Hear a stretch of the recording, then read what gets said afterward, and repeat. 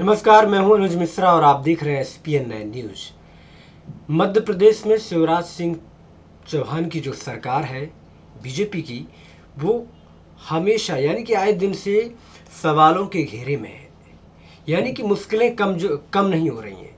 आपको मैं बता दूं कि आने वाले 8 अप्रैल को यानी कि गुजरात की जो तिगड़ी जिसने बीजेपी के नाक में दम करके रखा था गुजरात में, अब वो MP में भी कहीं ना कहीं हल्ला बोलने जा रही है, वो भी शिवराज सिंह चौहान के खिलाफ।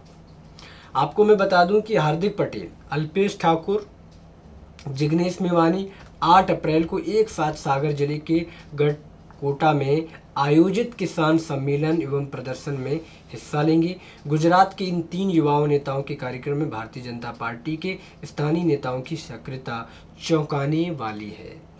प्रदर्शन शिवराज सिंह चौहान मंत्रिमंडल के वरिष्ठ सदस्य प्रदर्शन में शिवराज सिंह चौहान के मंत्रिमंडल के वरिष्ठ सदस्य और भारतीय जनता पार्टी के कद्दावर नेता गोपाल भार्गव के निर्वाचन क्षेत्र में हो रहा है और यह निर्वाचन क्षेत्र पूर्व केंद्रीय मंत्री और सांसद प्रहलाद पटेल की निर्वाचन क्षेत्र का भी हिस्सा रहा है। और ये जो तीनों नेता हैं वो रोड शो भी करेंगे और किसानों के मुद्दों पर और यानी कि जो पिछड़ा वर्ग है उसके समर्थन में ये रैली करने के लिए जा रहे हैं। क्या लगता है कि अब जिस तरीके से गुजरात में जो सियासत के समीकरण बने थे, क्या वो मध्य प्रदेश में भी ऐसे फैलाने के लिए जा रहे हैं ये तीनों तिगड़ी? क्योंकि इन तिगड़ी ने जिस तरीके से बीजेपी के नाक में दम करके रखा था गुजरात में, और वही नाक में दम शिवराज सिंह चौहान के अब होनी शुरू हो जाएगी। यानी कि कहीं ना कहीं अपना दबदबा ये यहाँ भी बनाना चाहते हैं। आइए हम दिखाते हैं अपने रिपोर्ट के जरिए कि आखिर इन तीनों तिगड़ी के बारे में मध्य प्रदेश में क्या चल रहा है। हार्दिक पटेल, अल्पेश ठाकुर और जिग्नेश मेवानी 8 अप्रैल को एक साथ सागर जिले के गढ़कोटा में आयोजित किसान सम्मेलन एवं प्रदर्शन में हिस्सा लेंगे। गुजरात के इन 3 युवा नेताओं के कार्यक्रम में भारतीय जनता पार्टी के स्थानीय नेताओं की सक्रियता चौंकाने वाली है। प्रदर्शन शिवराज सिंह चौहान मंत्रिमंडल के वरिष्ठ सदस्य और भारतीय जनता पार्टी के कद्दावर नेता गोपाल भार्गव के निर्वाचन क्षेत्र में हो रहा है। यह निर्वाचन क्षेत्र पूर्व केंद्रीय मंत्री और सांसद प्रहलाद पटेल के निर्वाचन क्षेत्र का भी हिस्सा है। कार्यक्रम को सफल बनाने के लिए अपील के जो पर्चे सागर जिले में बट रहे हैं, उनमें प्रहलाद पटेल समर्थक नेताओं का नाम भी है। बीजेपी नेताओं के नाम गुजराती तिगड़ी से जुड़ने की खबर के बाद कांग्रेस भी हैरान है। तनाव के माहौल में रैली की मंजूरी पर भी सवाल। अनुसूचित जाति और जनजाति वर्ग के भारत बंद के दौरान सागर जिले में भी तोड़फोड़ की घटनाएं हुई थी। पुलिस मुख्यालय ने प्रदेश भर के पुलिस अधीक्षकों से कहा है कि वे 14 अप्रैल तक सतर्क रहें। सोशल मीडिया पर 10 अप्रैल को भारत बंद की सूचनाएं लगातार चल रही हैं। 14 अप्रैल को अम्बेडकर जयंती है। इस दौरान कानून एवं व्यवस्था की स्थिति को सामान्य बनाए रखने के लिए प्रदेश के सभी 51 जिलों में अतिरिक्त पुलिस बल तैनात किया गया है। सागर जिले में फिलहाल धारा 144 हटा ली गई, लेकिन स्थिति पूरी तरह से सामान्य नहीं मानी जा रही। इस तनावपूर्ण माहौल में सागर के जिला प्रशासन द्वारा हार्दिक पटेल, अल्पेश ठाकुर और जिग्नेश मेवानी को प्रदर्शन की अनुमति दिया जाना भी हैरान करने वाला है। राज्य के गृह मंत्री भूपेंद्र सिंह का गृह जिला भी सागर ही। जिला प्रशासन द्वारा प्रदर्शन की अनुमति दिए जाने पर उन्होंने आला अधिकारियों से जानकारी भी ली। सागर मध्य प्रदेश के बुंदेलखंड के इलाके का संभागीय मुख्यालय है। इस इलाके में जातिवादी राजनीति हमेशा ही हावी रहती है। केंद्रीय मंत्री उमा भारती का गृह जिला टीकमगढ़ भी सागर संभाग के अंतर्गत ही आता है। यहाँ पिछड़ा वर्ग और अनुसूचित जाति वर्ग को प्रभावशाली तबके द्वारा प्रताड़ित किए जाने की घटनाएं अक्सर सामने आती रहती। यह इलाका पिछड़ा वर्ग बाहुल है, लोधियों के दबदबे वाला क्षेत्र भी है। कार्यक्रम का आयोजन संयुक्त पिछड़ा वर्ग संघर्ष मोर्चा के बैनर पर किया गया है। अल्पेश ठाकुर के लोधी समुदाय से होने का प्रचार विशेष तौर पर किया जा रहा है।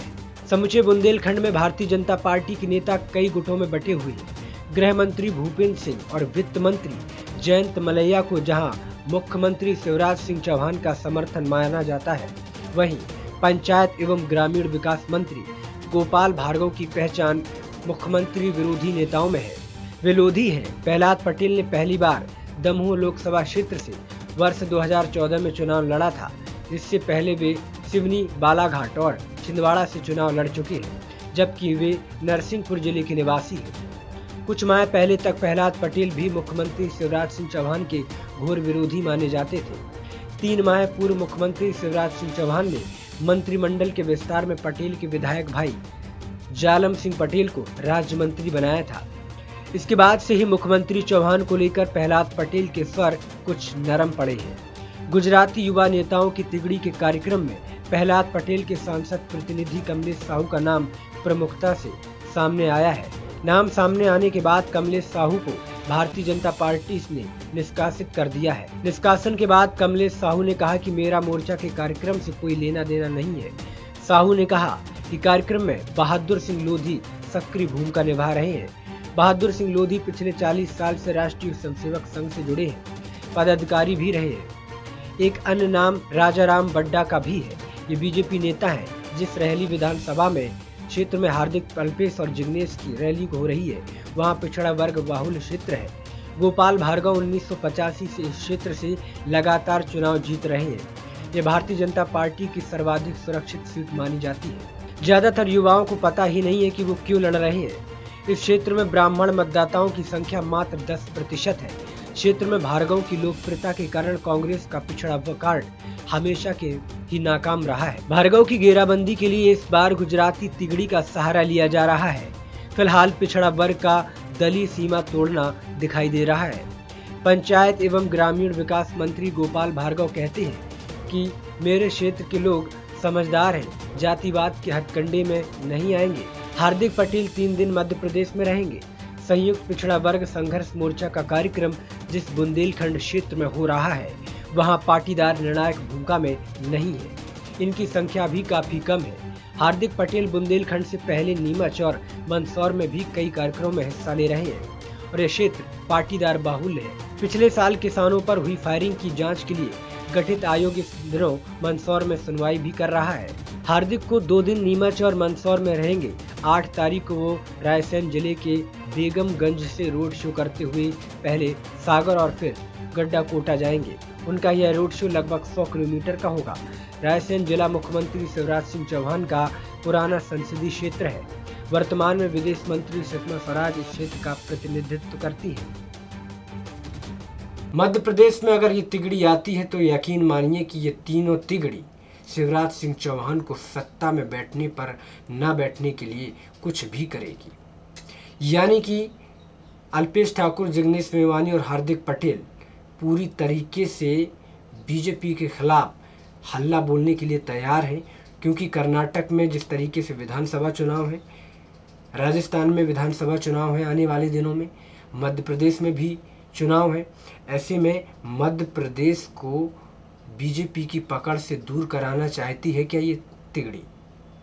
साफ तौर पर देखा जा रहा है कि तिगड़ी जो है, जिसने हालांकि गुजरात में जिस तरीके से काफ़ी मेहनत करनी पड़ी बीजेपी को, और तिगड़ी ने पूरी तरीके से नाक में दम करके रखा था। जहां टारगेट था बीजेपी का 125 का, 150 का, और वहीं अब तिगड़ी ने 99 पर सिमटा दिया था।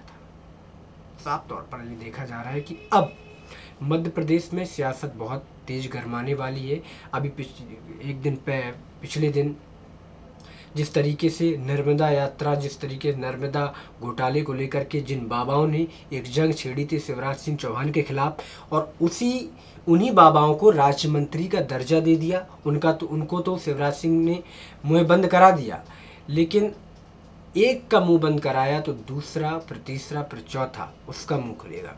क्योंकि मध्य प्रदेश सरकार जो है, मध्य प्रदेश की जो बीजेपी है, उसमें कहीं ना कहीं बहुत बुरी तरीके से एक ये संदेश पहुंचा है कि शिवराज सिंह चौहान को कहीं ना कहीं अब मध्य प्रदेश में लोग नहीं लाना चाहते हैं।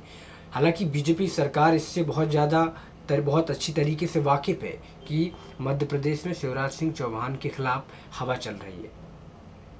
अब आने वाले दिनों में आखिर होता क्या है, देखने वाली बात होगी। आज के इतना ही, कल फिर मुलाकात होगी। नमस्कार।